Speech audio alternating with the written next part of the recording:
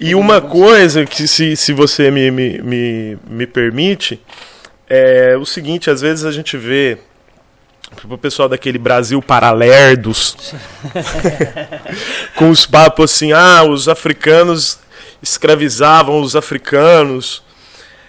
Cara, um sistema escravista que a gente viu aqui na América é uma invenção europeia, sim, né? Sim. Tipo, a escravidão que existia na África, né, era aquela coisa assim, por exemplo... Não era comercial. Exato. Alguém salvou, vamos supor, alguém salvou a sua vida. Ou numa guerra que tá rolando, o cara poupou a sua vida. Sim. E aí ele é incorporado àquele povo. Sim. E você tinha a história de caras que às vezes assim eram escravizados nessa situação e eram incorporados naquela cultura e às vezes conseguia crescer na hierarquia, chegando a chefe militar, conselheiro de rei.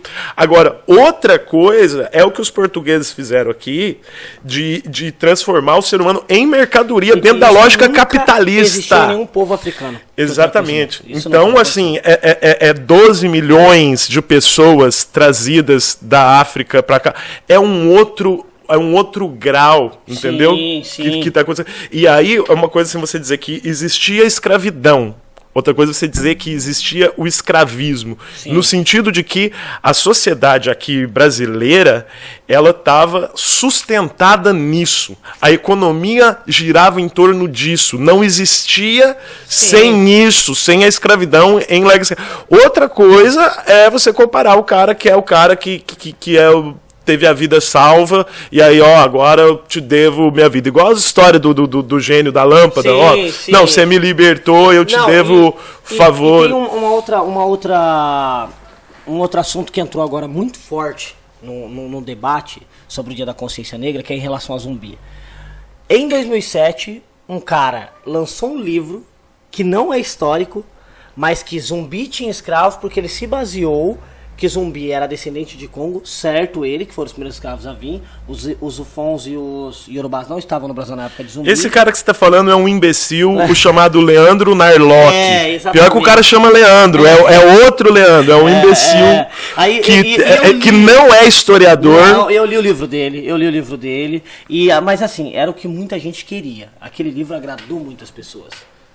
Porque o que acontece? Realmente, zumbi era descendente. Primeira crítica que zumbi matou Gangazumba. Isso é quase inquestionável hoje.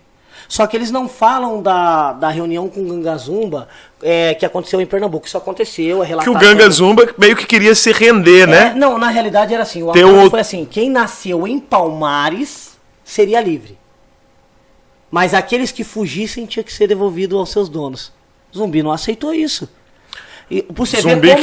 Zumbi queria continuar libertando quem estava na escravidão, né? E outra, a escravidão em África, primeiro, existe uma função em terreiros iorubanos, de candomblé, conhecido hoje como de Queto, chamada Eked. Eked significa escravo.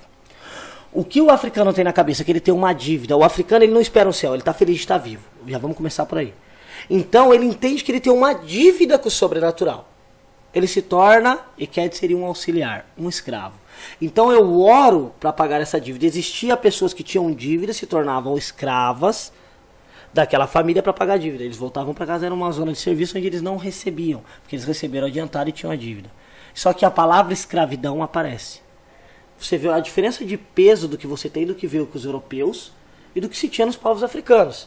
E isso aí não é uma coisa assim absurda de você achar relatos, de você achar artigos históricos. Existem museus nos países de África que explicam isso muito bem. E com relação a Palmares, que o Leandro Narlock ele faz todo um malabarismo teórico para dizer que zumbi tinha escravos. Mas assim, o que eu gostei da leitura das fontes até onde eu alcancei é que tinha uma diferença o cara que conseguia fugir dos engenhos, sim. E eles aproveitaram ali a guerra entre os holandeses e portugueses. Sim. Enquanto os holandeses e portugueses estavam brigando, muitos aproveitaram para fugir, para se aquilombar, né?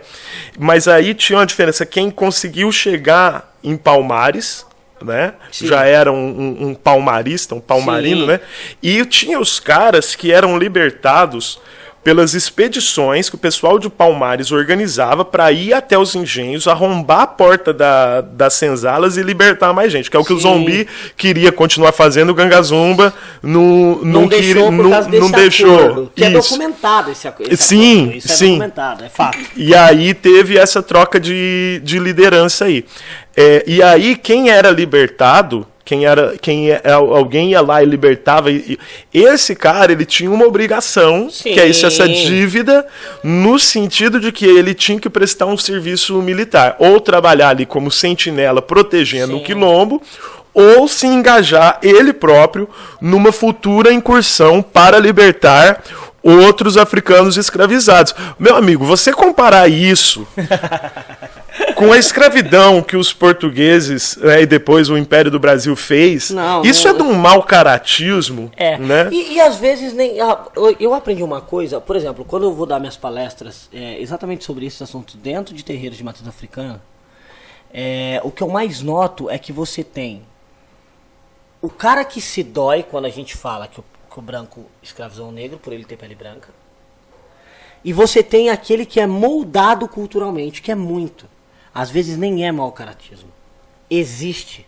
Mas muitas vezes é falta de informação. Por quê? Não, mas no caso, tá, eu acho assim, no caso do cara que escreveu esse livro, o Leandro Nairoque, o pessoal do Brasil Paralelo, esses caras são mau caráter. Porque uma coisa é o menino ingênuo que vai lá na internet, tem acesso a esse conteúdo. Sim. O meu professor de história nunca me contou isso. Exato. Tipo, uma coisa é o jovem ingênuo, outra coisa é o cara que constrói essa narrativa com um objetivo, um propósito político por trás. A gente tem um problema muito grande que foi utilizado, que o quê? A história sempre é contada pelo opressor.